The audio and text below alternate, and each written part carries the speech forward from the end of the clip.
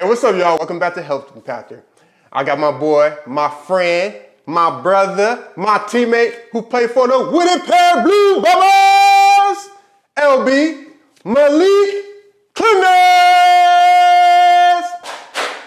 Welcome, brother. Welcome, man. Glad to be here. I appreciate you having me, brother. No problem, man. So, I like the introduction too. we gotta go. Like we get in game mode. We in here. Yeah, I'm about to get my linebacker stands right now. But how you been doing, man? How you? Yeah, all is well, man. As we kind of getting towards the middle of the season, obviously, it's been successful so far. I mean, we had a couple of games that we wish we could get back, but other than that, I'm satisfied. Family good, lady good. Talk about life is good. Hey, his lady. Oh my gosh, crab boil. She made us a crab boil. Yeah, seafood. She know how to get down with the seafood. When I say get down, she gets down. Seafood She gets boys. down. Like we thought we was just getting like a little plate. She gave us the whole. It was like a big old bucket, basically. It was like a bucket. It was like we was like, oh dang, she do it like this. She do it good. Yeah. Shout out to the old lady. Shout out to the old lady right there. Lacey Poo. Yeah. Yeah, that boy was throwing down. Had about 3-4 plates. Mind you, it wasn't little plates. It was the big bowls, like you said. That boy had like 3. Oh no, yeah. 2 pairs of lobster mat. I did have some seconds, but he tried to put up. I know how to watch the film. We got games and stuff. But so I guess this is kind of off topic, but how many hours of sleep did you get today? Cause this boy, like this dude hibernates. He's like a bear. He sleeps all day long. Like when sometimes I'm like, hey Malik, let's go get something to eat a little bit. He like, all right. But then I text him and say, Malik, you up? He don't text back till like 12:30 at night. And then act like Cap. Like low key, if you don't want to hang out, just say it. You know what I mean? No, just play. Nah, man, I could be adamant in regards to like how much sleep. Like, I do get a lot of sleep, but I mean, sleep is important, man. Yeah. I mean, I can't lie. I tend to overdo it a bit. I might need to go get it checked. Sleep apnea. I do sleep way too long. Like, so I typically go to bed around like 10:30ish, and I wake up at like 6. So what? That's should be quality. Yeah. Enough sleep to have a quality, well rested day. Yeah. It's After practice, boy, my body just going into a drain mode. I'm tired instantly, so I need to go take a nap. So mind you, I'm trying to nap for maybe like 30 minutes to an hour. Dang. That 30 minutes to an hour definitely turned into 4 hours. so I just sleep my life away, bro. That's it. No, I feel all my brothers that know that I have trouble texting back, calling back. You got proof right here. He said I be asleep. I do. Oh, well, man. I'm glad I'm not the only one. I was taking a little bit personal. Yeah. Nah, I'm just playing. So I want to get into, cause I remember last year was last year first year, right? Yeah. And we were in the lounge and we were just chopping it up, and you was talking about how you were going through some early depression in your earlier times, and you was talking about like how you kind of was thinking about committing suicide. So I wanted to talk about like what was going on through that time. Definitely rough times, but it definitely prepared me and kind of matured me in a way, and it plays a big part of how I go about my day in today's time. But long story short, man, it was after the draft. After the draft, because as football players, we got dreams and aspirations of playing at the highest level, which is NFL. So you hear the stories about the percentages where it's only a certain amount of people make it to the league. So you got to have that plan B, right? But for me, that was going through one ear out the other. Yeah, plan A. Man, I was not gonna hear that, man. My mind was set forth on playing ball, playing in the NFL. So at the time, draft come around, they get no calls. After draft, no calls. I'm online, seeing, my old teammates getting picked up, people that I grew up with getting picked up by teams. And on top of, people texting me, calling me like, you get scooped up yet? And I felt, broken in the sense because, all the, countless hours that I put into it, you know, the sacrifices, you know, that the people or my people made for me. I felt like, you know, I let them down. I feel like I failed. And also, you know, I got younger siblings. I'm the oldest, so a lot of them, you know, they look up to me. Right. So I felt like I let them down too. Yeah.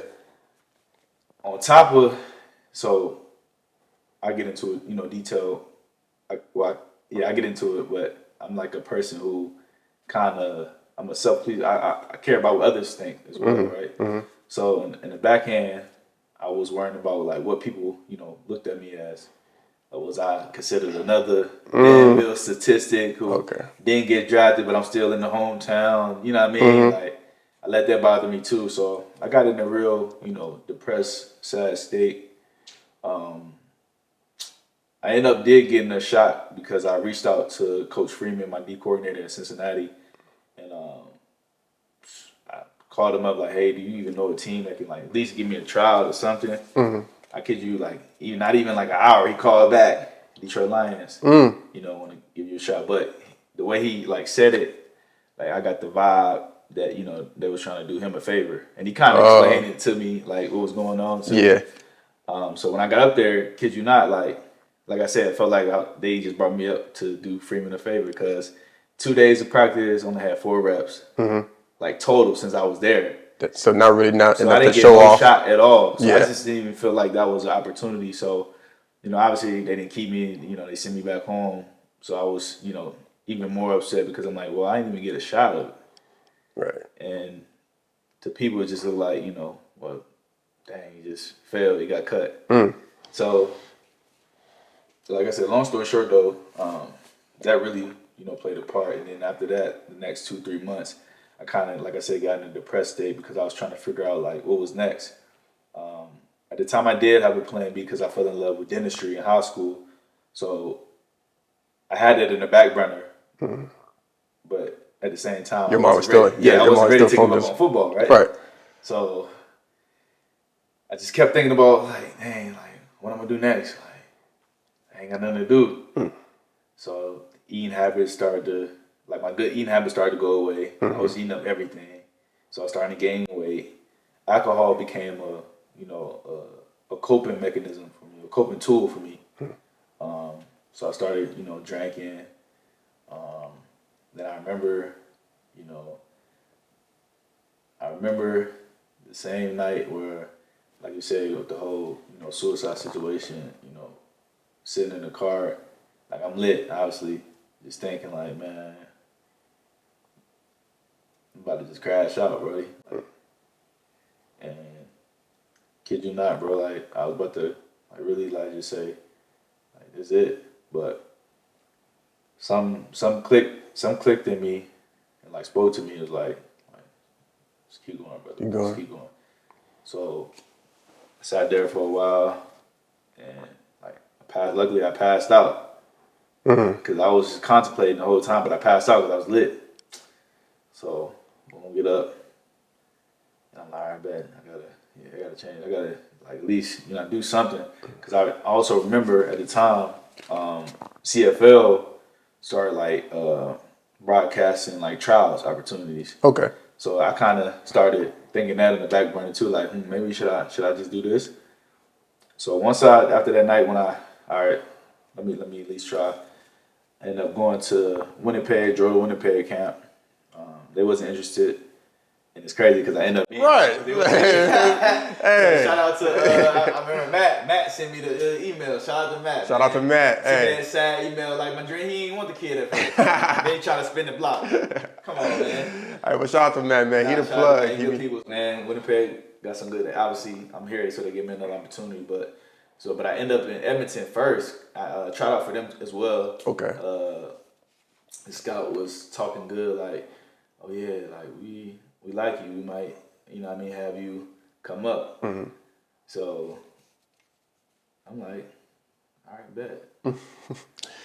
I'm thinking like, okay, so this dream might be alive. It might be good. So my spirit started to get up a little bit.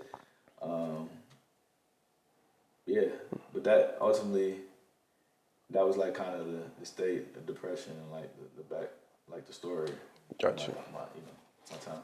So like when you're like looking at CFL, like Because I know some people, like, when they, like, especially people from the States, when they look at CFL, they kind of feel like, did you feel down about going? Because they don't really know about the CFL, but they don't know that, like, there's actually ballers out here. And, you know, like, there's some ballers, like, it's just, you know, they just, you know, there was not enough space on the NFL, but, like, you know, there's ballers out here, you know, that could play and stuff, like. But did you basically have a good mindset, like, going into CFL, like, or was it like oh man, I'm going to the CFL, like, this ain't the NFL? Like a deep downgrade. There you go. Yeah, there like you go. Downgrade, like a JUCO compared to college. There you go. There you go. Yeah. So at the time, kind of because like the narrative that they push in the States, you know what I mean? A lot of players, like I said, like they haven't played up here, so they wouldn't really know. Mm-hmm. So they just going based on, you know what I mean, they fan of the NFL. Right. Like, to us, that's what the high league. So right. It's just looked down upon. And I didn't really used to watch like a lot of games to begin with, so I didn't really know. Mm-hmm. So I'm just going all based on what everybody else saying. I'm like, man, it's CFL, I don't want to be up there. Right. But that was before I ended up like even going to the camp. But like once that you know that whole situation, I'm like, man, I don't care at this point. I just want to play. You know, maybe you get some film or something like maybe try again or something. You know what I mean? So I was just looking at it as, you know, yeah, I don't care who up here. No, definitely. Right. But once I got up here for sure, like for my first camp, I'm like, oh yeah, it's some ballers. Yeah. Like, I don't know what they was talking about down south, but they got some ballers up here for sure. Cause I remember when I was first coming down here, I was like, my mindset was just still like, okay, I'm coming here just to, you know, just get some video and those out. But when I got here, I seen like the Winnipeg Stadium and all. I'm like, damn, you know, playing what is going on? Like, it's a nice stadium, and then you get to the field, the team, the locker room, like they solid, and it's just like, you know, it's just that because I feel like too, like a lot of people that's from the States, you know, only thing they see is NFL, and like, you know, CFL is, you know, slowly getting more out there, but not a lot of people know about CFL. But like, you could still go to the CFL and still get back to NFL, but at the same time, man, like the CFL, like, man, it's some ballers out there, man. It's ballers out there, man, and it's like, and it's just and you're in a different country too, bro. Like, I never thought I'd be in Canada. Never thought I'd be in Canada. And I've seen some nice like spots like Banff. Oh my God, and Banff, Alberta.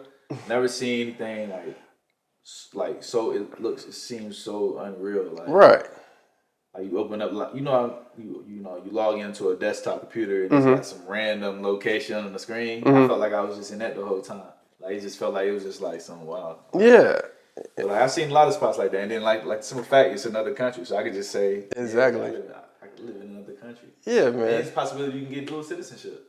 You can. So it's a lot of positives. Lots of positives, bro. Being out here for sure. Like just because you didn't, you're not in the NFL, you can still, you know what I mean, you can still get to the CFL and still do your thing, man. You could have a good career out here too. Nah, for sure. For real, man. You know, some pretty not millions.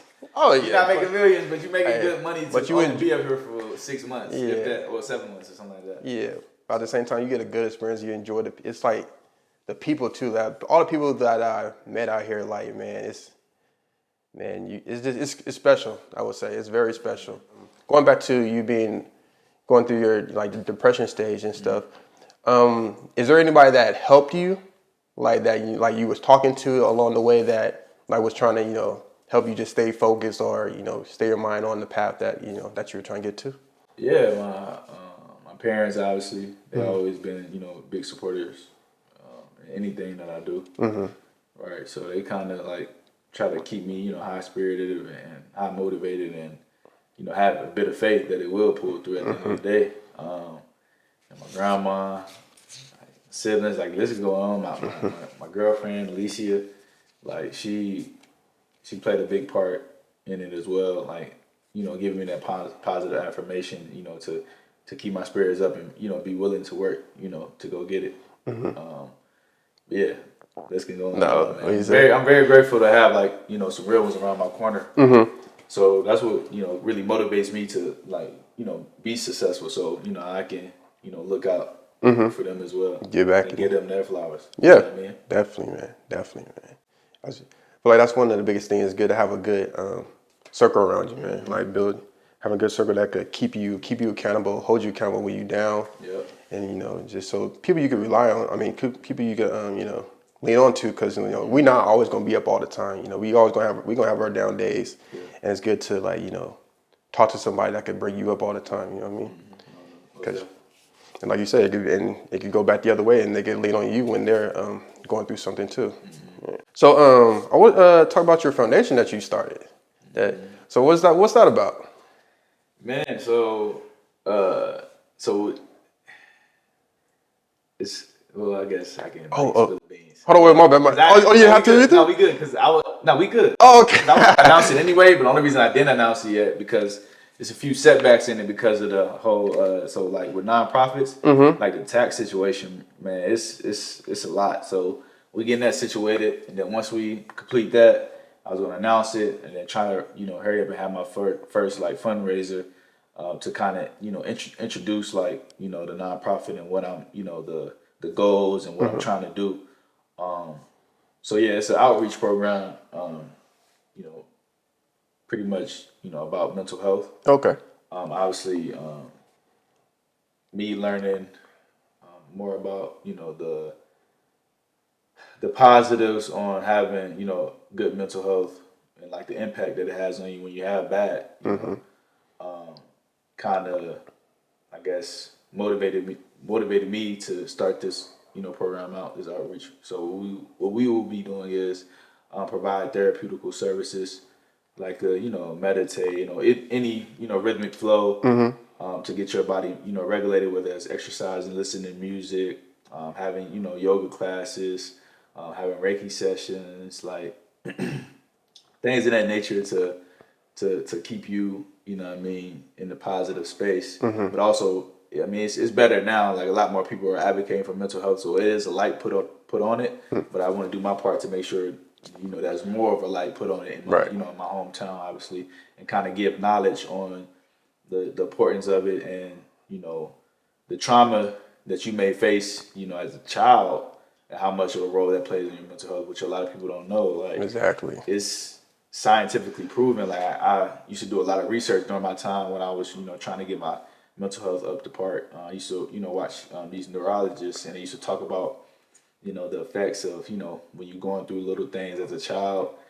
The stress is really putting damage to your brain. Not only are we children as well, which so we eating up bad stuff and eating up anything. So our nutrition is way off. So that's messing up our gut biome, which is messing up our brain even more. So it's like a lot of stuff affects us. And then when we get in the classroom, on top of us going through what we went through as kids, we gotta try to keep up in school and do the best that I can. That's asking a lot on the kid, and like sometimes kids get punished because they can't focus in school, but they can't focus because they barely get enough sleep at home because they're going through a lot of stuff. So we trying to like put light on that to where it's like people can be more gentle and then implement those things to your children, so it can start young, so you can know how to because obviously it's gonna be times like regardless you're gonna go through things, but instead of like letting it eat up at you, because like your mind is powerful. No, like, you get into the state where you just constantly thinking negative. Like I still have a problem with that now. Like, but I implement those. Like I was talking that therapeutical strategy, like a meditating to get in a calm space. So now I regulate it to feel better type thing. So, but yeah, that's cool. That's cool. I like what you said though. Like a lot of stuff that we do face is like, or we get mad about, it's not really about the person in front of you. It's that past stuff that we haven't even deal with, and so like it's coming to the front of everything. And so like when we get mad at people, like or you see other people get mad at somebody, and you see like you could tell like sometimes that's not. It's like because it'd be like something very simple, but you could tell it's deeper than that, because like there's no reason you should be mad over something like that. But it's a lot of stuff. It's a lot of things that we face that we never dealt with back in when we were younger and stuff. But it's good that you're shining your light on that and like really like putting it out there to help people like deal with their past trauma and stuff like that. For sure. And I also so it's crazy because like I give another example, like with me personally, growing up, I was the oldest sibling, right? So my mom used to work a lot. Like before she met my dad, it used to be you should single mother raising kids, so she was constantly at work. So it was on me to kind of make sure the house was in order. So I always used to kind of like try to not get mom mad as much as possible because I understand how hard she's working. So I just was already conditioned my mind to please like make sure I'm pleasing someone else. So it wouldn't cause any trouble. So over time, since I'm constantly conditioning my mind that I'm doing that now to like, teammates or my peers, like I'm worrying about if they're satisfied from what I'm doing. And that could cause damage to you because you constantly like you gotta focus on your focus on yourself. Right. You know what I mean? But like ultimately, that began, when I was a child. You don't really look at it as that. Exactly. But it's hard to be like aware of that unless you like, is really in tune to yourself. Because I didn't really know, pick up on it until I like was like really thinking in detail. Like, man, why am I acting like this? Like what's going on? It ultimately started, when I was young, and I just couldn't help. Do it. I still do it to this day. But you know where it comes from now, though. Where it comes from. Right. I can face it and try to not overpower me and get me into a negative space. You know what I mean? So yeah. That's cool, man. I mean, we just keep learning as we grow, man. Sure, we always learning. For sure. But man, it's but it's getting much better though, man. As far as like the whole the mental health avenue. So definitely happy with that. And then you see more athletes because I feel like I know, like me personally, I know a lot of people who went through some things and allow it to kind of decline their performance. Yeah. Definitely. So I just be wondering like if they was like educated and up to date on the importance of it and trying to like get it like kind of under control. Yeah. Some dudes would probably be in the league. Yeah, definitely. Because we always gonna face them, but like you said, if we get it under control and know where it comes from, we know how to face it better. You know what I mean? Yeah, for sure. So like, yeah, that's real, man. That's real, man. So last question. So what advice would you give someone that might be going through the same thing that you went through back in the day? You said last question. You trying to kick me out already? Oh. Man. Like 2 minutes. He trying to. Hey, we rolling through it. Do you think it's He offered me those snacks and nothing. And the water at the fridge. Yeah, it's in the refrigerator. Yo, am I the first? I'm not your first person that's been on here. Actually, I would say you probably is my first because I did. Yeah, I would say besides my family because I did my little brother and then I still haven't put my sisters out yet, but it's coming soon actually. Okay. But yeah, so I would say you actually. First person outside of the fam. Yeah. So so look, he all talking that. Gonna be a legendary the first one with a teammate. Yeah, there you go. Yeah. I'm the first one though, so all y'all boys remember that. Just know when you come up here, you better eat before you come here. Oh my God. Hey, first off, wait. First off, he said I'm on my way. I'm thinking I got like 10 or 15 minutes. He knocking on the door. In 2 minutes, I'm like, dang, I thought you said you was on your way. Black people time, not put that. Usually they say that when you're around the corner, they're really like 20 minutes away. I get a little bit different. You know what I mean? But yeah, what would you tell somebody that might be going through what you've been through? What I would tell somebody that's going through it is just one that you're not by yourself, man. You can ask for help. Like don't be. Well, I know for sure, back then it's better now. But back then, like for me personally, it was, as a man, you can't really show a sensitive side. You consider soft, that fake agenda. But that's not the narrative no more. So a lot more, men are speaking up in regards to that. But I feel like one, don't be afraid to reach out if you are going through things, and two, just really. Like I said, implement that self-care time. Because you need time, away from, family at time, friends, to focus on yourself and make sure you're in a positive state. Because it's a lot of it's a lot of it's a lot of things that play a part negatively in regards to social media. you know what I mean, just negative energy like with other people. Because I mean, everybody goes through things, Right. but you know, it's gonna kind of brush off on you. So sometimes you need space away from that. Just focus on yourself. You know what I mean. Reflect. You know, write down goals to keep you motivated. You know, keep you goal driven. Meditate to keep you in a calming state. Making sure you working out, because obviously that plays a huge part as well. That it's not really pushed enough in regards to how, especially in the States with with the fake foods, man, the synthetic everything is fake, bro. But that plays a toll in your mental health as well. So just make sure you up to part on that. But I mean, ultimately, just really kind of make sure you doing a lot of self-care and making sure you putting self first to make sure your mental health is up to par. Definitely, man. Nah, for sure. That's cool, man. I appreciate it, man. Yeah, well, I thank you for coming on my podcast or however we're gonna call this, but Take 5,000. Yeah, 5,000. Yeah, it's one video. It's off the script. We got a little bit of cars, but it's off the script. You know what I mean? You might end up calling me. Hey, we got to do it again, bro. Nah, that's why we got editing. That's why we got editing. You know what I mean? But no, man, I thank you really for coming out, bro, and sharing some of your life experience, and just shining your light, and showing people that there's positive, and like encouraging them that it's gonna work out, like everything's gonna be okay, and like just know where to go to when you need help, and how to get through things too, man. But I appreciate it though, like for real, man. Thank you for coming, my brother. I appreciate you having me, brother, for sure. Likewise. Definitely, man. Well, there you have it on another episode of Health Impactor with my dog Malik Clements. I put his Instagram, hashtag underneath. So if y'all want to follow me, y'all can click on the Instagram thing. Thank you for watching, and I'll see y'all next time. Have a blessed day. Peace. Why this thing ain't working? Whatever. All right. Okay. Are we good? Are we in? All right. Make sure the mic good. Your knees, all right? Mic's good. Are you close to? Wait, okay. All right. So, but we can face this way first. Okay. Yeah.